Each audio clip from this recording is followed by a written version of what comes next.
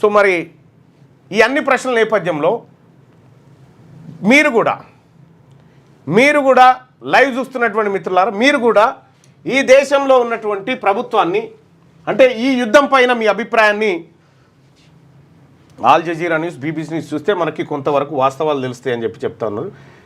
ఇంటి దొంగలి నాయన అని చెప్పి చెప్తా ఉన్నారు. ఈ కాశ్మీర్ గురించి నిన్న ఒక ప్రత్యేక కథనాన్ని చేసినాం. ఉందా అది రెడీ అయిందా? ఒకసారి అసలు ఈ కాశ్మీర్ ఏంది, ఇదే కదా, ఇవన్నీ తెలుసుకునేటువంటి ప్రయత్నం చేద్దాం. Welcome to special story. Kashmir పైన అసలు ఈ కాశ్మీర్ ఏంది, ఎక్కడి నుంచి వచ్చింది? భారత్ పాకిస్తాన్ మధ్య ఏప్రిల్ 22, 2025న నేను ఒక పోల్ పెడతా.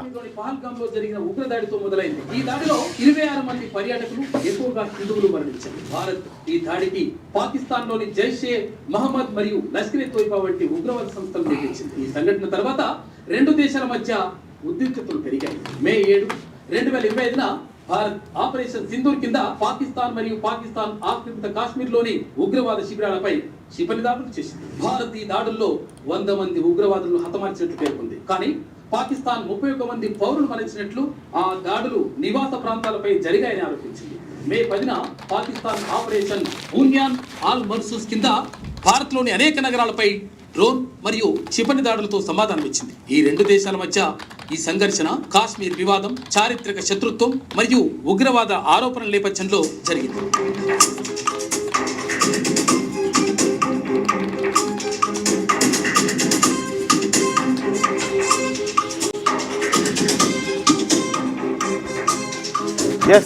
ప్రజలారా, మనం అందరం కూడా ఆర్మీకి దీనిపైన స్పెషల్ స్టోరీస్ ఉన్నాయి. పాకిస్తాన్ మెడలు వంచడంలో ఎవరు బెటర్గా నిలిచారు, ఇందిరాగాంధీయా, నరేంద్ర మోడీయా? మీ అభిప్రాయాన్ని తెలియజేయండి. కేసీఆర్ వల్లే యుద్ధం ఆగింది, మందు ఏసీ ఫోన్ చేసి అంతే. కాల్చిన దుండగులు ఎక్కడ బాయ్ సాబ్? ఇది భారతదేశం ఎల్లయ్య మల్లయ్యకు అర్థం కాదు అని చెప్పి చాలామంది అడుగుతూ ఉన్నారు. ఇది భారతదేశం ఎల్లయ్య మల్లయ్యకు అర్థం కాదని చెప్తా ఉన్నారు. సమాధానం లేని ప్రశ్నలకు సంశయం లేనటువంటి ఆన్సర్లు దొరుకుతూ ఉంటాయి అన్నట్టు. ఇక్కడ పాకిస్తాన్ మెడలు వంచడంలో ఎవరు బెటర్గా నిలిచారు, ఇందిరాగాంధీయా, నరేంద్ర మోడీయా? ఈ అభిప్రాయాన్ని, మీ అభిప్రాయాన్ని తెలియజేయండి. మీ పిల్లలు ఐఐటి, ఎంసెట్ లాంటి కాంపిటేటివ్ ఎగ్జామ్స్ కి ప్రిపేర్ అవుతున్నారా? జాబ్స్ కోసం చేసే ప్రయత్నంలో విఫలమవుతున్నారా? ఇంగ్లీష్ పై పట్టు సాధించలేక పోటీ ప్రపంచంలో వెనుకబడుతున్నారా? స్టేట్ సిలబస్ అయినా, సెంట్రల్ సిలబస్ అయినా అన్ని సబ్జెక్టులు ఇప్పుడు ఒక్క క్లిక్ లో.